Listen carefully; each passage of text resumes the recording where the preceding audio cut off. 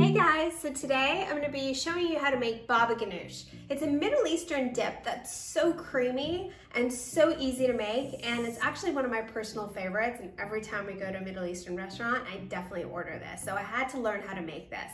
It's super easy to make, so what you need is one medium-sized eggplant, well washed, and all you need to do is cut it in half.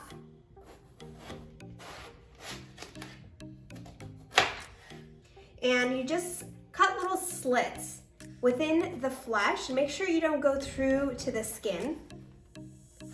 And the reason why we do this is because so it cooks all the way through once you put it in the broiler.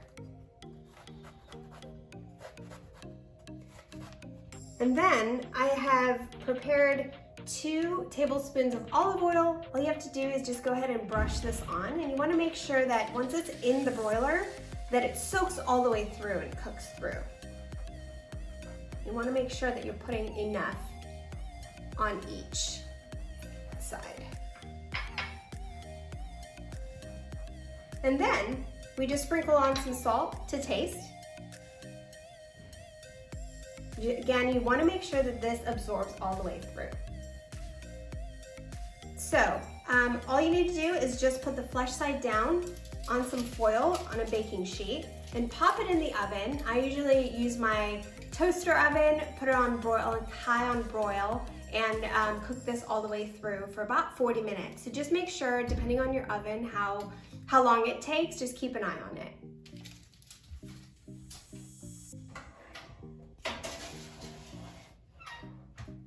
And now we wait. Okay, so it's been about 40 minutes and I took the eggplant out of the broiler.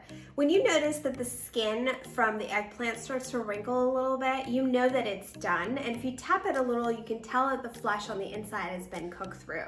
I took it out for about 10 minutes, let it cool. I ripped off the skin, which was super easy, and that's how you know the eggplant's really cooked. I've already done all of that, and it's really just, I have the flesh remaining, and I chopped it into pieces because it's easy once you throw it into the food processor, that it blends really easily. Okay, so what you need is a food processor, 2 tablespoons of tahini, half of the lemon juice, 1 tablespoon of Fai Greek yogurt, and I use 2% for that extra richness, 1 teaspoon of salt, 1 teaspoon of cumin, 1 teaspoon of sumac, and 2 garlic cloves roughly chopped. And I also like to add a tablespoon of olive oil just to give it that extra richness and creaminess. And all you need to do is just dump everything into a food processor, turn it on low for about 30 seconds. So let's get it go.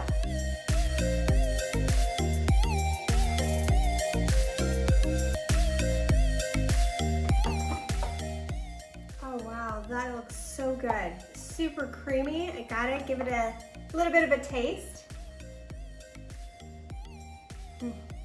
So yummy. So I already have some pita chips already prepped. I'm just gonna throw some in here. So good. Wow, I wish you guys could taste it. You have to try this recipe. This is actually one of my favorites, and it's so easy. And I feel like the Greek yogurt really does the trick. It's just that little secret ingredient that I put in there that just gives it that extra bit of lushness. And I have to give this a shot. I'm gonna take a small piece.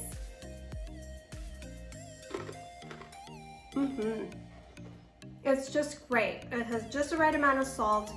It has the sumac, gives it a little bit of that lemony flavor and also the lemon, but it's not too overpowering. It is so good. I'm gonna take this and I'm gonna go enjoy it. I hope you make this recipe, and if you do, make sure to tag me. Thanks so much for watching.